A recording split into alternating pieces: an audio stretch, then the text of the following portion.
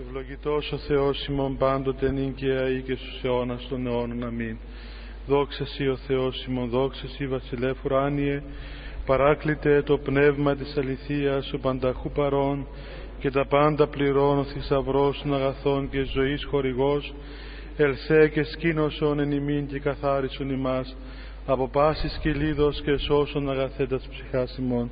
Αμήν. Καλησπέρα σας, καθίστε.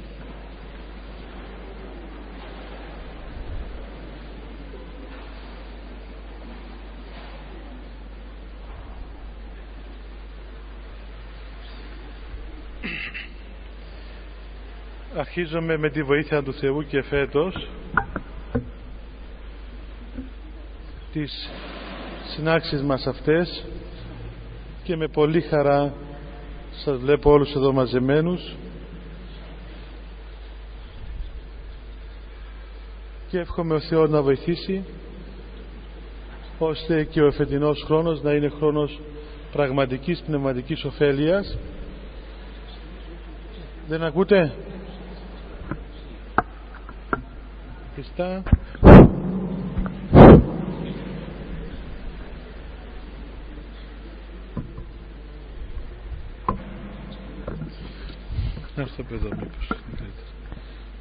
Εύχομαι να είναι χρόνος πνευματικής ωφέλειας αυτή η χρονιά η οποία θα επακολουθήσει με τη χάρη και τη βοήθεια του Θεού μας. Εάν θυμίστε, είχαμε αρχίσει πέρσι την μελέτη ορισμένων ψαλμών από το ψαλτήριο του Δαβίδ και είχαμε πει ότι δεν θα ακολουθούμε την αριθμητική συνέχεια την οποία έχει το ψαλτήριο, αλλά θα δούμε μερικούς βασικούς ψαλμούς, τους οποίους συχνά πυκνά λέμε στην λατρεία της Εκκλησίας μας, στις προσευχές μας, και τους χρησιμοποιούμε όλοι μας και θα ήταν καλό έτσι να τους βλέπαμε κάπως βαθύτερα, και θα προσπαθήσουμε να βγάλουμε οτιδήποτε είναι ωφέλιμο για μας και χρήσιμο στο πνευματικό μας αγώνα, διότι ο προφήτης Δαβίδ, ο οποίος έγραψε τους ψαλμούς αυτούς με το πνεύμα του Άγιον του Θεού και με την εμπειρία που είχε μέσα στην ύπαρξή του, στην καρδιά του, συνέγραψε αυτά τα κείμενα πριν 3.000 και περισσότερα χρόνια, και όμως βλέπουμε ότι η εμπειρία την οποία περιγράφει του Θεού και του χάριτος του Αγίου Πνεύματος ουδόλως διαφέρει από την εμπειρία και την περιγραφή την οποία οι Άγιοι της Εκκλησίας μας μέχρι τις έσχατες δικές μας μέρες περιγράφουν επακριβώς, και να φανεί έτσι και ακόμα μια φορά η ταυτότητα και η γνησιότητα της εμπειρίας της Εκκλησίας μαζί με εκείνη των Αποστόλων και των Προφητών. Είχαμε φτάσει το καλοκαίρι, μελετούσαμε μάλλον τον 50ο ψαλμό, τον ψαλμό 50, και είχαμε φτάσει μέχρι το στίχο 15. Είχαμε πει ότι ο ψαλμός αυτός είναι ο ψαλμός τον οποίο συνέγραψε ο προφήτης Δαβίδ μετά την φοβερή εκείνη πτώση που είχε σε δύο μεγάλες αμαρτίες, στο αμάρτημα της μοιχείας και στο αμάρτημα του φόνου.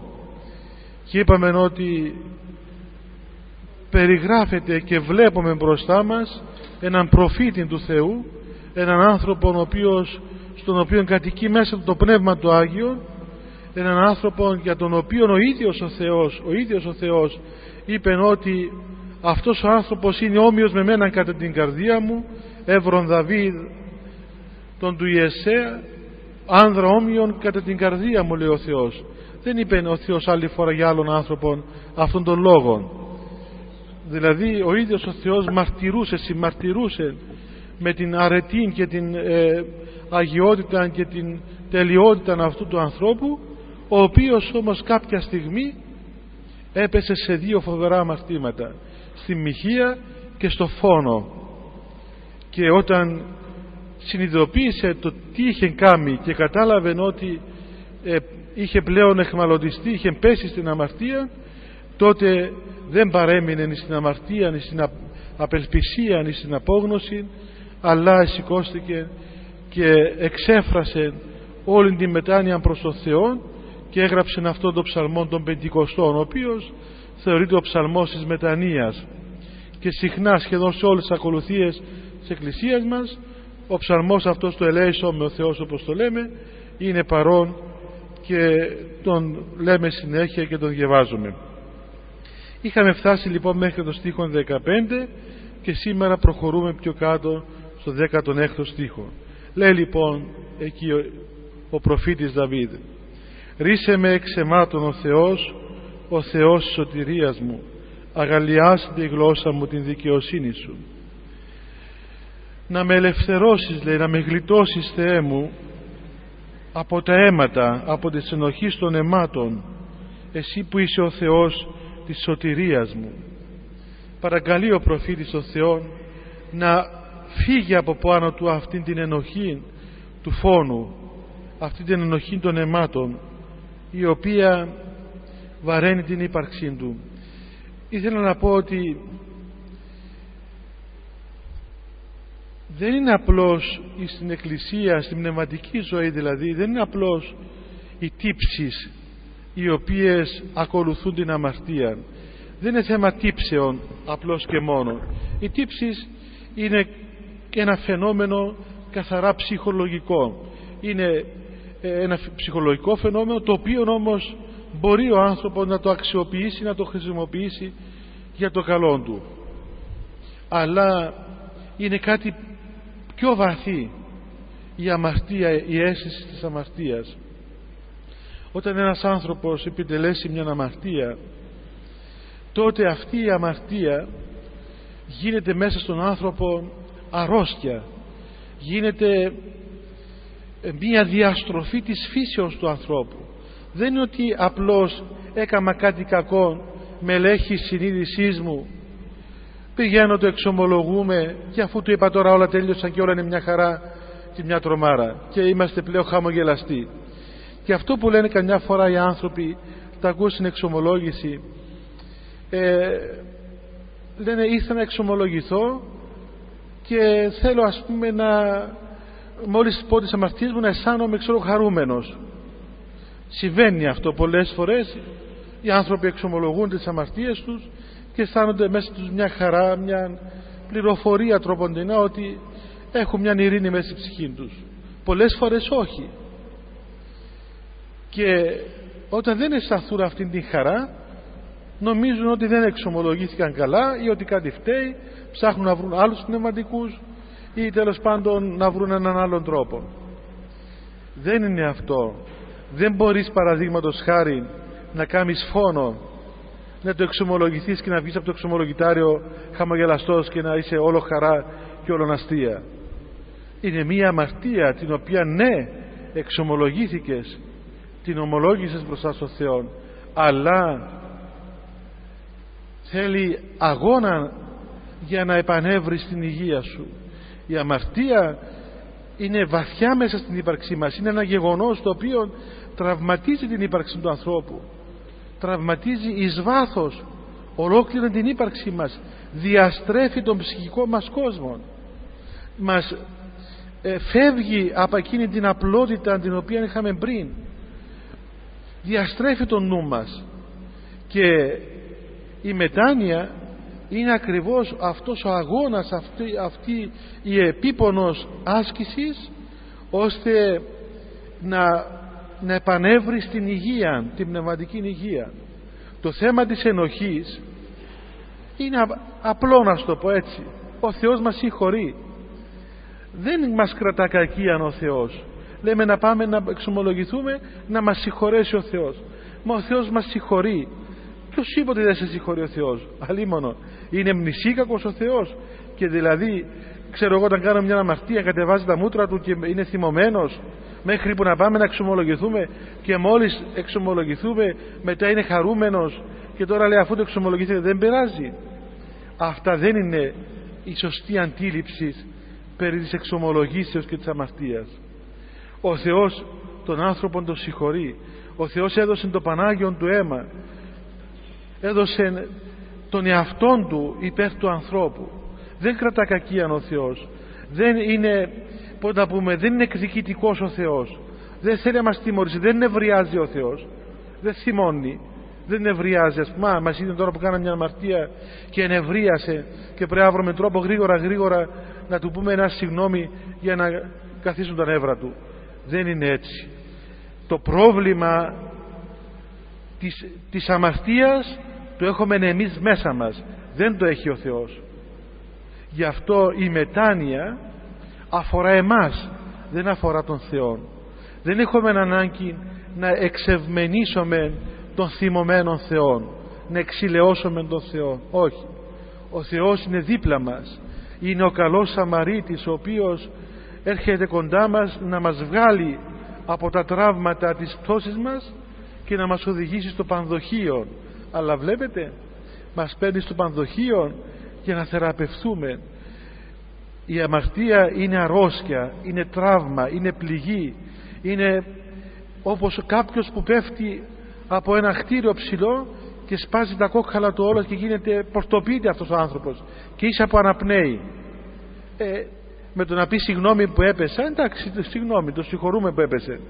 Αυτά όλα τα πράγματα όμως πρέπει να πάει σε ορθοπαιδικό, να τον θεραπεύσει, να κάνει υπομονή, να περάσει καιρός, πολλές φυσιοθεραπείες και ιστορίες, μέχρι που να ξαναμπορέσει να ξαναβρει τον εαυτόν του. Αυτή είναι η οδός της μετανοίας. Γι' αυτόν τον λόγο λέει και ο Άγιος Ιωάννης ο πρόδρομος στο Ευαγγέλιο, ποιήσατε καρπούς αξίους μετανοίας. Δεν φτάνει μόνο να πεις συγγνώμη, δεν φτάνει μόνο να εξομολογηθείς, πρέπει να κάνεις και καρπούς άξιους της μετανοίας. Πρέπει να μετανοήσεις πρακτικά, που σημαίνει πρέπει να αγωνιστείς, να κοπιάσεις, να κάνεις όλη αυτήν την ιατρική παιδαγωγία για να επανέλθεις εις το αρχαίο κάλος, να ξαναβρεις εκείνη την ωραιότητα που είχες πριν, να ξαναεπανέλθεις εκεί που ήσουν προηγουμένως, πριν πέσεις. Αυτή είναι η πορεία της μετανοίας.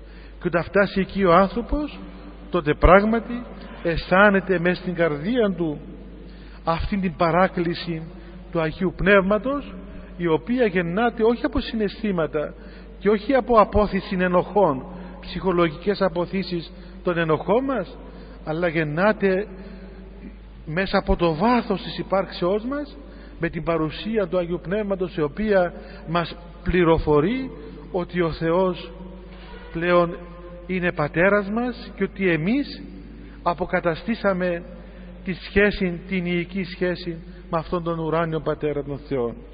Γι' αυτό λέει πιο κάτω ο προφήτης, αγαλιάστη η γλώσσα μου την δικαιοσύνη σου.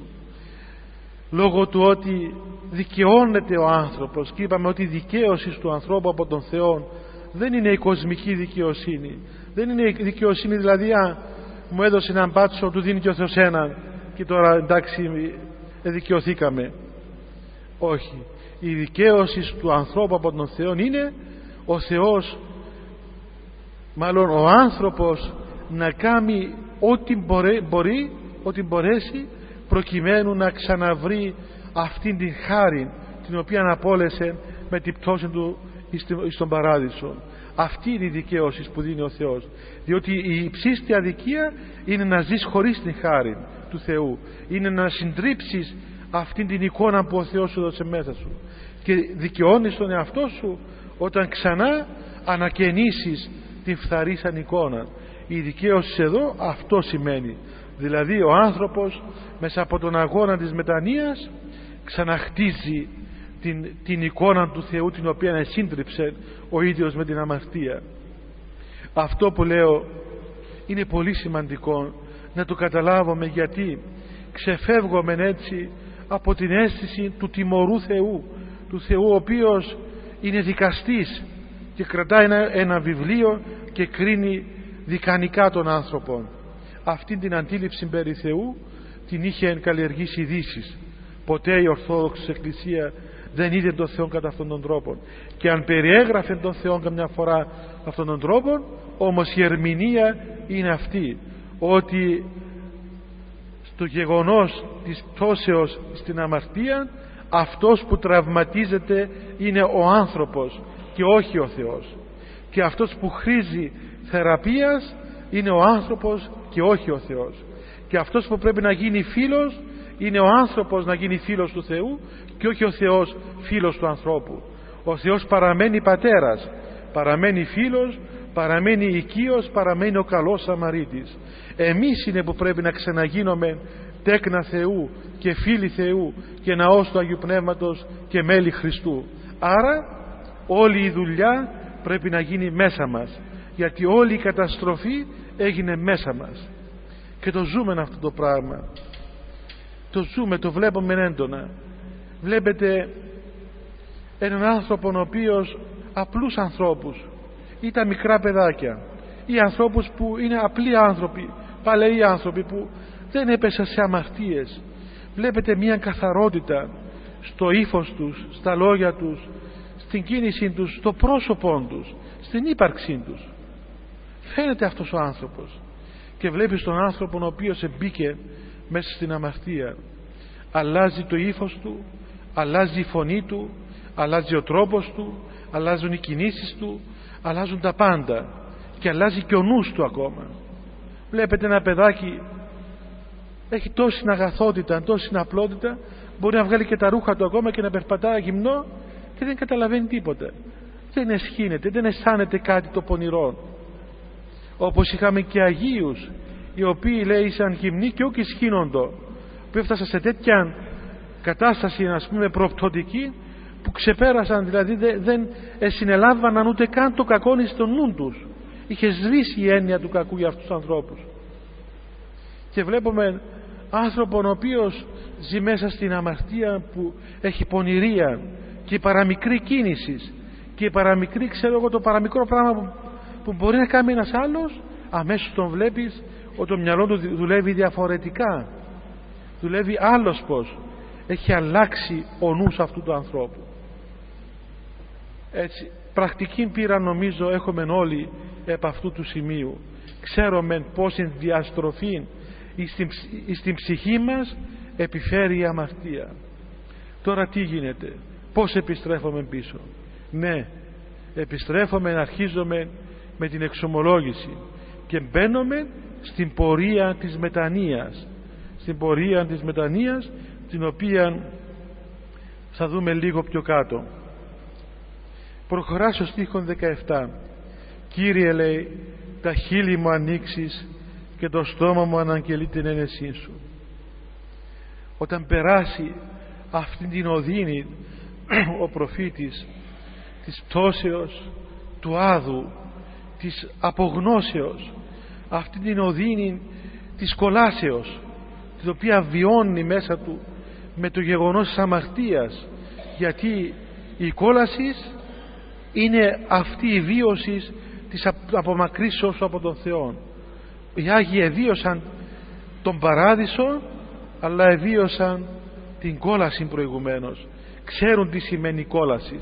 Εγεύθησαν τα πικρότατα νάματα της κολάσεως, γι' αυτό και μετά κατάλαβαν και τα γλυκύτατα νάματα του παραδείσου. Λοιπόν, όταν φτάσει ο άνθρωπος σε εκείνη την κατάσταση την πνευματική, όπου μέσα του αισθάνεται την παράκληση της σωτηρίας, όχι από τα έργα του, όχι γιατί έκαμε κάτι ο ίδιος, όχι γιατί, ξέρω εγώ, εργάστηκε ή επρόσφερε ή αγωνίστηκε, αλλά διότι ο Θεός και μόνο από τη μεγάλη του αγάπη, από τη μεγάλη του εσπλαχνία, ότι αυτός ο Θεός από την πατρική αγάπη, από το αμέτρητο πλήθος της πατρικής αγάπης, έσωσε τον άνθρωπο. Αισθανόμενος αυτή την αίσθηση ο άνθρωπος από απέραντη ευγνωμοσύνη δεν μπορεί να κρύψει το γεγονός αυτό. Το γεγονός της σωτηρίας του πλέον γίνεται μία κίνηση μέσα στον άνθρωπο, ώστε να διαλαλήσει παντού εις όλων των κόσμων, εις όλην τη χτίση, ότι ο Θεός αγάπη εστί, ότι ο Κύριος είναι ελεήμων, όπως λέει κάπου ο Άγιος Σιλουανός, ότι πολλές φορές λέει αισθάνομαι μέσα μου μια αφόρητη πίεση, μια ανάγκη να βγω στον υψηλότερον τόπο της γης και να φωνάξω σε όλον τον κόσμο, σε όλα τα πέρατα της οικουμένης, σε όλους τους ανθρώπους όλων των γενεών, ότι ο Κύριος είναι ελεήμων και αγαπά τον άνθρωπο, διότι εβίωσε μέσα του ο Άγιος μετά την οδύνη εκείνη της κολάσεως, εβίωσε την απέραντη ειδονή της σωτηρίας, την οποία ο Θεός, ο Χριστός, δωρεάν δίδει στον άνθρωπο με τον τίμιο του σταυρών και το αίμα, το Πανάγιον του αίμα. Γι' αυτό λοιπόν λέει: Κύριε, τα χείλη μου ανοίξεις και το στόμα μου αναγγείλει την ένεσή σου. Δεν μπορεί να κρατήσεις μέσα σου, είναι αδύνατο. Τότε όλη η ύπαρξή σου γίνεται ένα συνεχές κήρυγμα για την αγάπη του Θεού. Και βλέπετε, δεν λέει εδώ ο προφήτης: Κύριε, τα χείλη μου θα ανοίξω και το στόμα μου θα ομολογήσω την ένεσή σου. Δεν είναι δικών του έργο. Λέει: εσύ θα ανοίξεις τα χείλη μου και το στόμα μου εσύ θα το κάνεις να ομολογήσει την ένεσή σου. Είναι λοιπόν κίνηση την οποία ο Θεός κινεί στον άνθρωπο. Ο Θεός είναι ο οποίος ανοίγει το στόμα του ανθρώπου και κινεί την καρδία του ανθρώπου σε δοξολογία Θεού, ώστε αυτός ο άνθρωπος να γίνει μάρτυρας, όπως ήταν οι Απόστολοι μάρτυρες της Αναστάσεως αυτού μέχρι τον περάτων της οικουμένης. Γίνεται μάρτυρας, ομολογεί, μαρτυρεί, επισφραγίζει με το βίωμά του, με την εμπειρία του, ότι ο Θεός είναι ελεήμων και αγαπά τον άνθρωπο και ότι περιμένει ο Θεός την επιστροφή του πεπλανημένου ανθρώπου. Γιατί? Διότι λέει: ή θέλησας θυσίαν έδωκαν ολοκαυτώματα ούκ ευδοκίσεις. Διότι λέει με έσωσες δωρεάν, και αυτή η σωτηρία έγινε μόνο από την πολύ σου αγάπη. Τίποτα εγώ δεν μπόρεσα να σου προσφέρω, τίποτα από όσα έκαμα δεν έχει αξία μπροστά σου, γιατί αν ήθελες θυσίες θα σου τις έδινα, αλλά εσύ δεν ευδοκείς στα ολοκαυτώματα. Τότε οι Εβραίοι πρόσφεραν θυσίες στον Θεό βάσει του Μωσαϊκού νόμου που ήξεραν ατελώς τότε. Έσφαζαν πρόβατα, έσφαζαν μοσχάρια, έσφαζαν διάφορα ζώα και τα πρόσφεραν στον Θεό ως θυσία και τα έκαιγαν αυτά και έτρωγαν μερικά μέρη, και αυτό είναι το ολοκαύτωμα, και νόμιζαν ότι με αυτόν τον τρόπο εξευμενίζουν τον Θεό και προσφέρουν θυσία στον Θεό. Αλλά λέει εδώ ο προφήτης ότι εσύ, Θεέ μου, λέει, δεν ευδοκείς αυτά τα πράγματα. Τα κάνουμε βέβαια γιατί μας χρειάζονται εμάς, αλλά δεν είναι αυτό το οποίο σε εξευμενίζει. Αν ήταν τέτοια θα σου πρόσφερα όλα τα ζώα της Παλαιστίνης θυσία, αλλά δεν είναι αυτό που ζητάς. Δεν ζητά ο Θεός των τύπων, δεν ζητά αυτήν την νομική εξηλαίωση. Στον επόμενο στίχο μας αποκαλύπτει ποιο είναι το μυστικό. Λέει ο προφήτης εδώ: θυσία το Θεό πνεύμα συντετριμμένον, καρδία συντετριμμένη και ταπεινωμένη ο Θεός ούκ εξουδενώσει. Βλέπετε τι μυστήριο είναι αυτό, αλλά ταυτόχρονα εκείνος που το έζησε ξέρει τι φοβερό πράγμα είναι αυτό το οποίο λέει εδώ ο προφήτης μέσα από την εμπειρία του. Θυσία, λέει, πραγματική, η οποία μπορεί να είναι ευπρόσδεκτος, να γίνει το κλειδί το οποίο θα σου ανοίξει την σχέση σου με τον Θεό. Δεν είναι ο νόμος και τα πρόβατα και τα ζώα, είναι πνεύμα συντετριμμένο και καρδία συντετριμένη και ταπεινωμένη. Τι σημαίνει συντετριμένον? Είδατε εκείνους τους πύργους χτες στην Αμερική, έτσι? Ήταν πύργοι συντετριμένοι, ένας πύργος θεόρατος, πόσοι όροφοι, ξέρω εγώ, 150 πόσοι ήταν, και βλέπεις αυτόν τον πύργο να γίνεται ένα σωρό χώμα. Αυτός ο πύργος είναι πύργος συντετριμένος. Τι σημαίνει πνεύμα συντετριμένον και η καρδία συντετριμένη? Να συντριβεί η καρδία του ανθρώπου. Το είπαμε και άλλες φορές.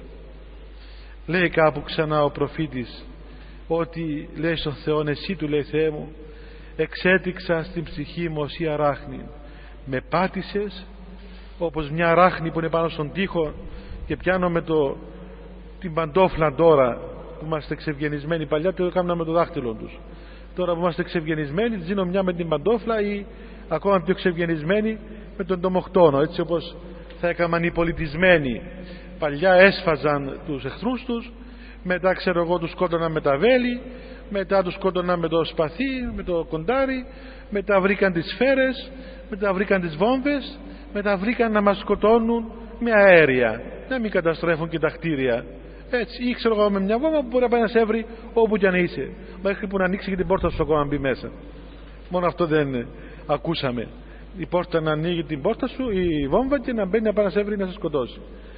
Λοιπόν, θα μας σκοτώνουν με αέρια, με χημικά πράγματα, για να είναι πιο καλός, πιο εξευγενισμένος ο θάνατός μας. Έτσι.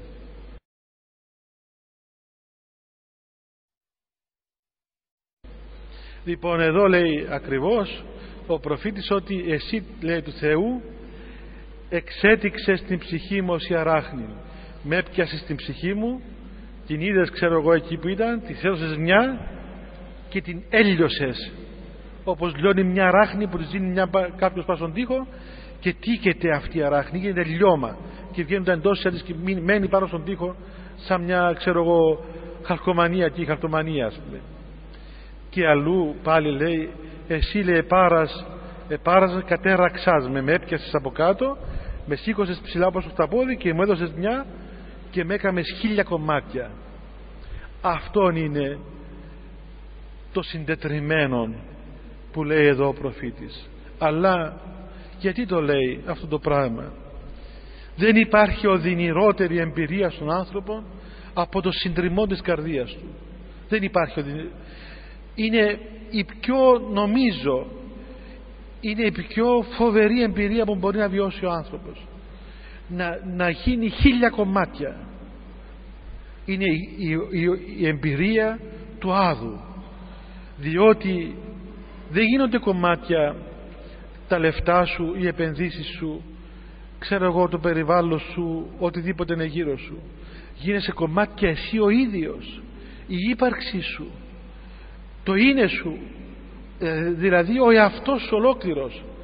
Δεν ξέρω εάν υπάρχουν άνθρωποι εδώ μέσα που το βίωσαν αυτό το πράγμα, αλλά εκείνος που το βίωσε πραγματικά μπορώ να πω ότι είναι δηλαδή μία λεπτή τρίχα πριν την αυτοκτονία, όπου ο άνθρωπος συντρίβεται ολοκληρωτικά, συντρίβεται, δεν έχει απιαστεί από πουθενά, όπως εκείνους τους δυστυχισμένους αδελφούς μας που είδαμε να πηδούν από εκείνον τον πύργο, διότι δεν είχαν διέξοδον άλλοι. Προτίμησαν να πέσουν από 100 ορόφους, νόμιζαν θα σωθούν από τη φωτιά. Φανταστείτε δηλαδή το βίωμα αυτών των ανθρώπων. Έτσι είναι και στην πνευματική ζωή, και ακόμα μπορώ να πω και ισχυρότερο αυτό το πράγμα. Δηλαδή η συντριβή της εικόνας σου, η συντριβή του είναι σου, είναι η οδυνηρότερη εμπειρία της ζωής σου, ακόμα και από τον ίδιο το θάνατο. Γι' αυτό αυτός που βίωσε τη συντριβή του εαυτού του δεν φοβάται θάνατο. Είναι λιγότερο οδυνηρός ο θάνατος, διότι μετά από αυτό γεννάται ή η ελπίδα της Αναστάσεως ή το μηδέν. Γι' αυτό αυτοκτονούν οι άνθρωποι, διότι δεν φοβούνται πλέον τον θάνατο. Έχουν μηδενίσει τον θάνατο, εφόσον η εμπειρία της συντριβής ήταν οδυνηρότερη και σκοτεινότερη και απελπιστικότερη του θανάτου. Φανταστείτε άνθρωπον για τον οποίο ο θάνατος είναι λύσης. Σκεφτείτε το αδιέξοδο αυτού του ανθρώπου, που ο φοβερός θάνατος, ο αδιέξοδος θάνατος, το φοβερό μνήμα και η κόλαση και όλη εκείνη η διαδικασία του θανάτου που τη φρύττουμε μόνο να την ακούσουμε, φαίνεται μία ωραία λύση μπροστά σε αυτό το οποίο βιώνει αυτή τη στιγμή. Αυτό το γεγονός είναι το γεγονός που συντρίβεται η ύπαρξη του ανθρώπου. Αλλά εδώ λέει κάτι άλλο ο Δαβίδ. Αυτό λέει το πνεύμα συντετριμένο και η καρδία συντετριμένη γίνεται θυσία στον Θεό. Εδώ είναι το λεπτό σημείο της επιτυχίας ή της αποτυχίας. Αυτό είναι το σημείο το οποίο κάνει αγίους ή καταστρέφει ανθρώπους. Είναι το οριακό σημείο της υπάρξεώς μας. Αν αυτό το πνεύμα το συντετριμμένο και την καρδία τη συντριμμένη μπορέσεις να την μεταφέρεις και να τη βάλεις μέσα στην ελπίδα του Θεού, το μη απελπίζεσαι που είπε ο Θεός στον Άγιο Σιλουανό, τότε μπήκες σε άλλο δρόμο. Και αν δεν το καταφέρεις, εχάθηκες, απολέστηκες πλέον αιώνια. Και σήμερα ζούμε σε έναν κόσμο που είναι συντετριμμένος. Ο κόσμος αυτός είναι συντετριμμένος, αλλά δεν είναι ταπεινωμένος ο κόσμος, δεν έχει ελπίδα. Νομίζω πλέον έχουμε όλη αίσθηση πού βρισκόμαστε, σε ποιον κόσμο βρισκόμαστε, και βλέπουμε τον κόσμο μας να πορεύεται σε ένα σκότος, σε μια κατάσταση δύσκολη. Η κοινωνία, τα παιδιά μας, ο κόσμος ολόκληρος. Το είδαμε χτες ολοκάθαρα αυτό το πράγμα. Δηλαδή αυτό που έγινε χτες στην Αμερική μπορούσε να είναι μια έκρηξη πυρηνικών όπλων που θα μας κατέστρεφε ολόκληρους ή το μισό πλανήτη με τόση ευκολία. Και ποιος ξέρει τι γίνεται και τι θα γίνει ακόμα.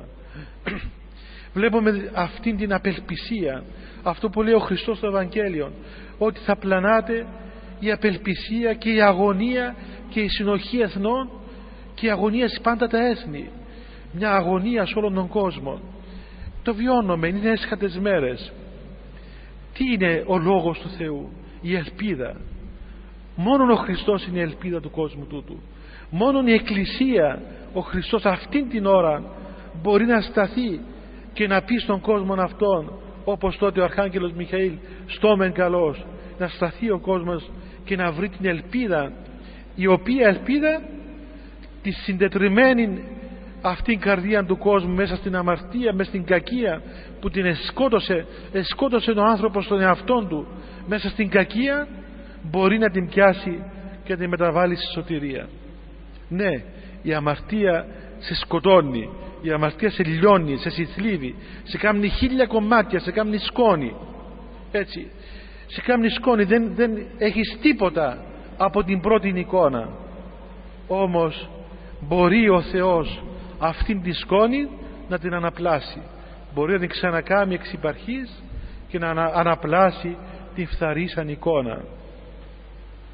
Γι' αυτό η μετάνοια στηρίζεται πάνω στην ελπίδα. Δεν μπορεί να μετανοήσεις εάν δεν ελπίζεις εις τον Θεό.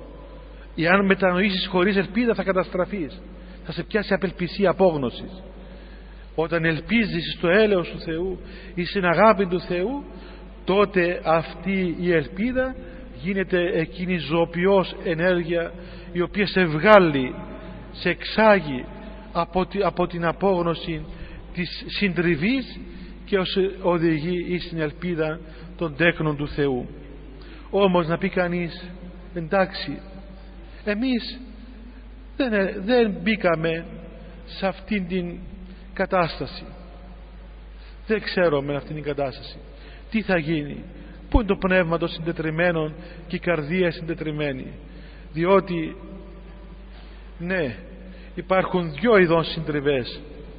Η συντριβή που συντρίβεσαι μέσα στην αμαρτία και μέσα στα κακά σου και πορθοποιείσαι εκεί μέσα, και αν τα καταφέρεις με τη μετάνοια αναγεννάσαι και ανακαινίζεσαι. Αλλά υπάρχει και μια άλλη συντριβή, η οποία ο ίδιος ο άνθρωπος, χωρίς να πέσει μέσα στην αμαρτία, χωρίς να πέσει μέσα αυτήν την κακία όλη, εργάζεται εις τον εαυτόν του. Είναι η εργασία, η πνευματική εργασία. Λέει κάπου οι πατέρες, συντριβή καρδίας απεργάζεται μέσα από την εγκράτεια, την νηστεία, την προσευχή, όλων των πνευματικών αγώνων του ανθρώπου. Δηλαδή όταν ο άνθρωπος αγωνίζεται πνευματικά με νηστεία, με αγρυπνία, με κόπους σωματικούς και ψυχικούς, αυτή η κόπη όλη και αυτός ο αγώνας όλος φέρνει την καρδιά του ανθρώπου σε μια αίσθηση συντριβής. Ο άνθρωπος κατανύσσεται, μαλακώνει η καρδιά του, σπάζει η σκληρότηση της καρδίας και κινείται ο άνθρωπος πλέον μέσα σε μια αίσθηση πολύ ιδιαίτερη, πάρα πολύ ιδιαίτερη αίσθηση.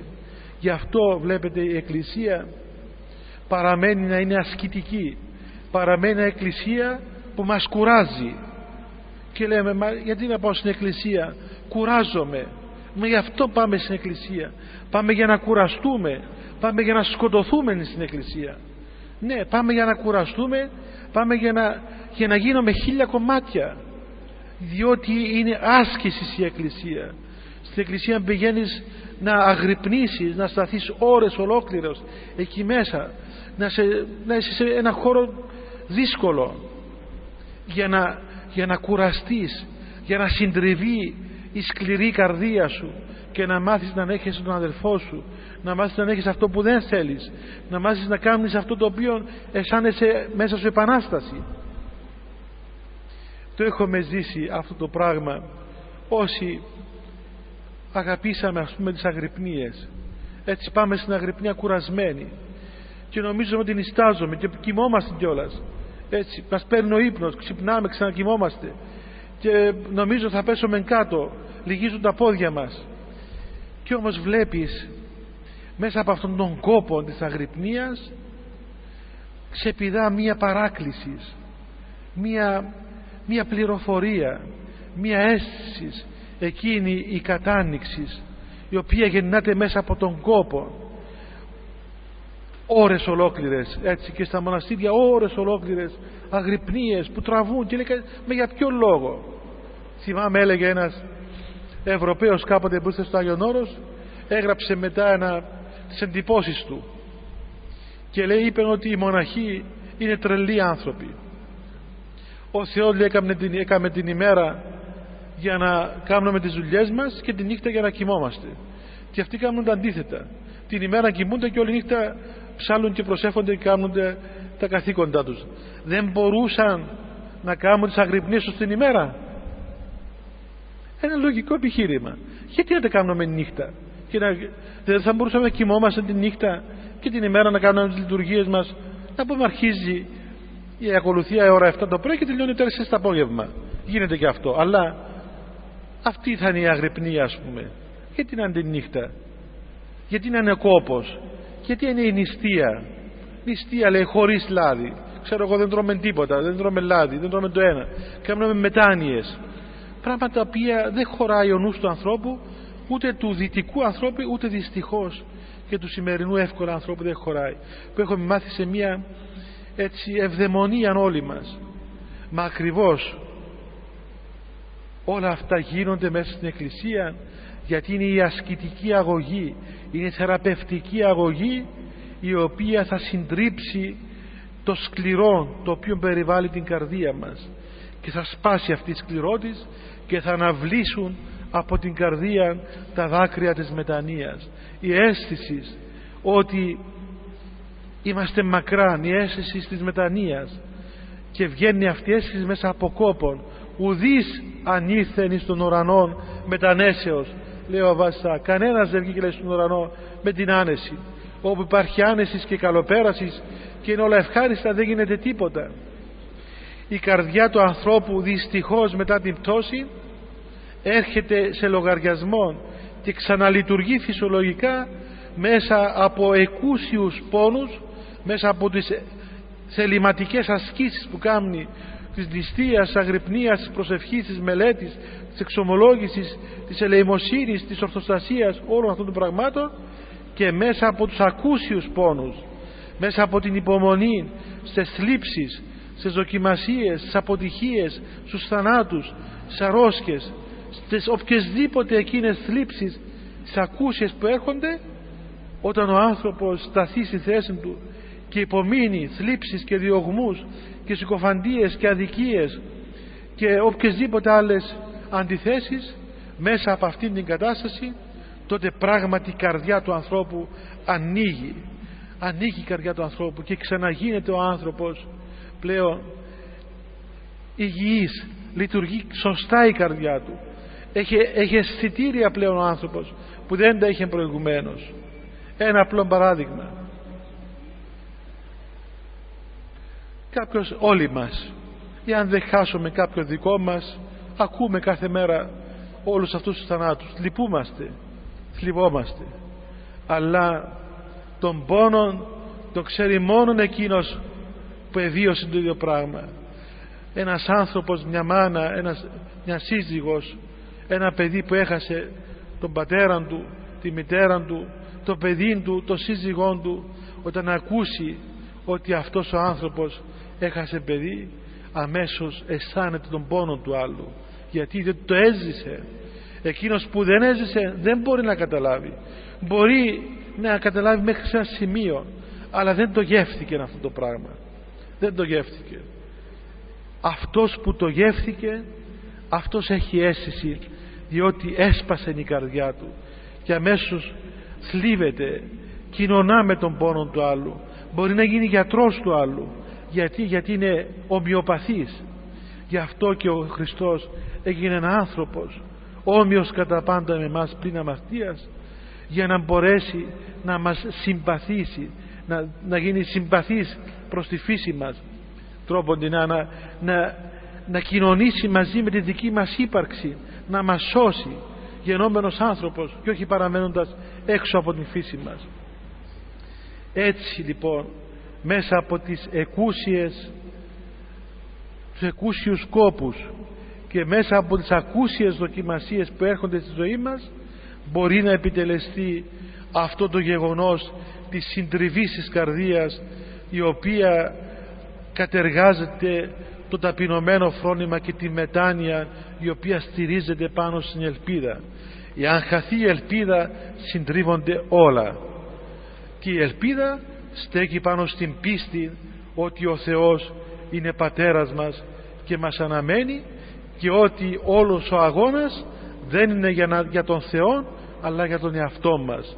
Τα φάρμακα που παίρνουμε όταν είμαστε άρρωστοι δεν είναι για να κάνουμε τον γιατρό φίλο μας, έτσι, για να είμαστε καλοί φίλοι με τον γιατρό παίρνουμε τα χάπια που μας δίνει, αλλά τα χάπια τα παίρνουμε για να γίνουμε εμείς καλά. Ο γιατρός καλά είναι, δεν έχει ανάγκη από εμάς. Είτε παίρνουμε είτε δεν παίρνουμε φάρμακα, για τον γιατρό το ίδιο του κάνει. Και μετά λοιπόν προχωρά ο προφήτης λέγοντας, για να τελειώσουμε το ψαλμό: αγάθινον Κύριε εν τη ευδοκία σου την Σιών και οικοδομηθεί το τα τείχη Ιερουσαλήμ.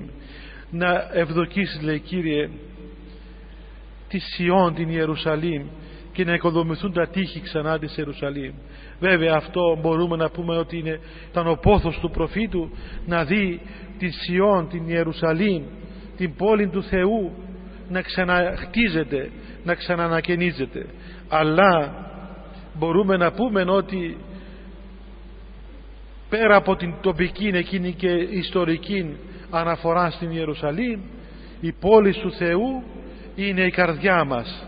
Αυτή είναι η πόλη του Θεού, και ο πόθος μας είναι να ξαναχτιστεί η καρδία μας σωστά και να ξαναγίνουν τα τείχη και να ξαναγίνει η πόλη του Θεού, η καρδιά μας πόλης Θεού, όπου ο Θεός θα είναι μέσα στην καρδιά μας και θα περιπολεύει ο Θεός και θα περιπατεί μες στην ύπαρξη μας και θα αισθανόμαστε τον Θεό κάτοικον μέσα μας, όπως μας είπε ο ίδιος ο Κύριος, ότι εγώ και ο Πατήρ ελευσόμεθα και θα κατοικήσω μέσα σε αυτόν τον άνθρωπο, θα κάνουμε μονήν κατοικία σε αυτόν τον άνθρωπο, και ο άνθρωπος, η καρδιά του ανθρώπου γίνεται πλέον ναός του Θεού και γίνεται ο άνθρωπος κατοικητήριον του Αγίου Πνεύματος. Αυτή είναι εδώ η προσευχή η οποία αφορά εμάς, διότι λέει τότε όταν γίνει πράγματι η καρδιά μας όπως θέλει ο Θεός και όπως πρέπει να είναι, τότε σε αυτήν την καρδία ο Θεός θα ευδοκίσει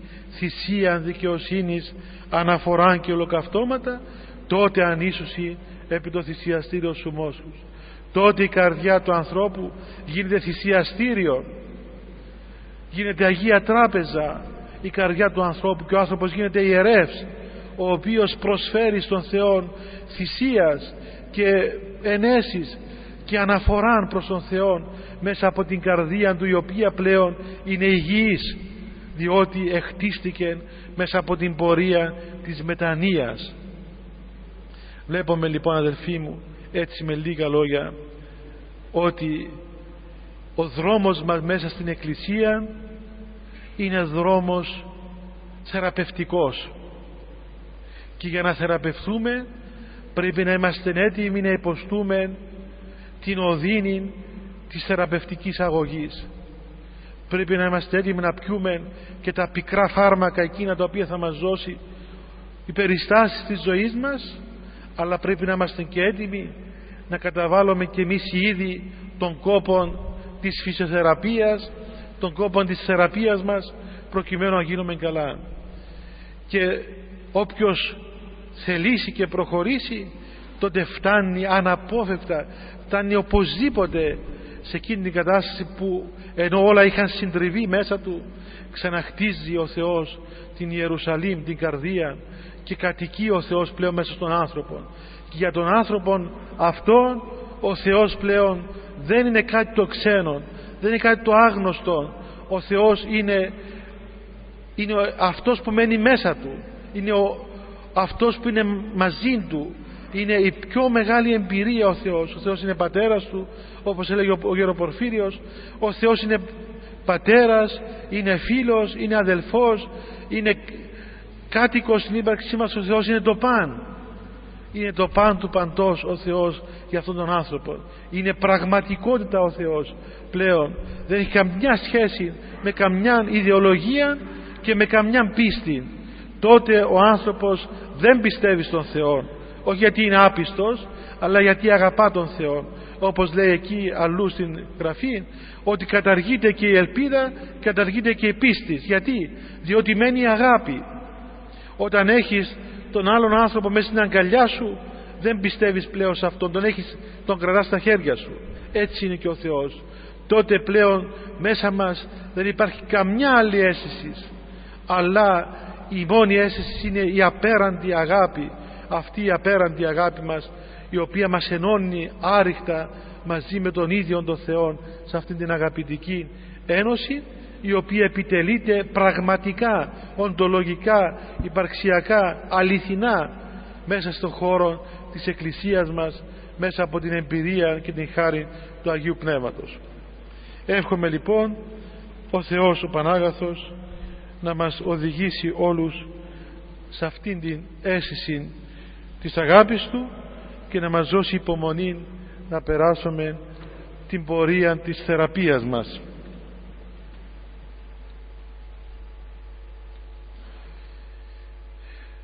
Οι ομιλίες μας θα γίνονται κανονικά, όπως και πέρσι, κάθε 15 μέρες την ίδια ώρα σε αυτόν τον Ιερό Ναό. Ήθελα να πω ότι την Παρασκευή αυτή το βράδυ δεν θα γίνει η αγρυπνία εδώ στο Μητροπολιτικό Ναό. Έτσι δεν είναι, Πάτερ? Πού είναι οι πατέρες? Θα γίνει και εδώ? Δεν καταργήσατε εδώ. Εντάξει, συγγνώμη, άκυρη η ανακοίνωση. Θα γίνει κανονικά η αγρυπνία και εδώ στη Μητρόπολη, θα γίνει και η αγρυπνία στο παρεκκλήσιο της Αγίας Άννης για τα εγγένεια. Και μια ανακοίνωση ότι υπάρχουν ακόμη μερικές θέσεις για την προσκυνηματική εκδρομή στη Συρία και τον Λίβανο, στους Ορθόδοξους χώρους και στην Ορθόδοξη Εκκλησία της Συρίας και του Λιβάνου. Μη φοβάστε τις αεροπειρατείες. Σας εγγυάται ο Πατέρ Πορφύριος ότι δεν θα επιτρέψει σε κανέναν τρομοκράτη να σας οδηγήσει στη Νέα Νιόρκη.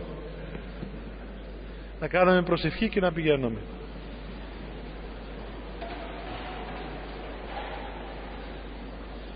Χριστέ, το φως του αληθινών, το φωτίζον και αγιάζον πάντα άνθρωπον ερχόμενον εις τον κόσμο, σημειωθεί το εφημάς το φως του προσώπου σου. Είναι ένα αυτό ψώμεθα φως το απρόσιτον, και κατεύθυνον τα διαβήματα ημών προς εργασίαν των εντολών σου, πρεσβείες της Παναχράντου σου Μητρός και πάντως σου των Αγίων αμήν, διευχών των Αγίων Πατέρων ημών, Κύριε Ιησού Χριστέ ο Θεός ελέησον ημάς αμήν. Καλό βράδυ και ο Θεός βοηθός.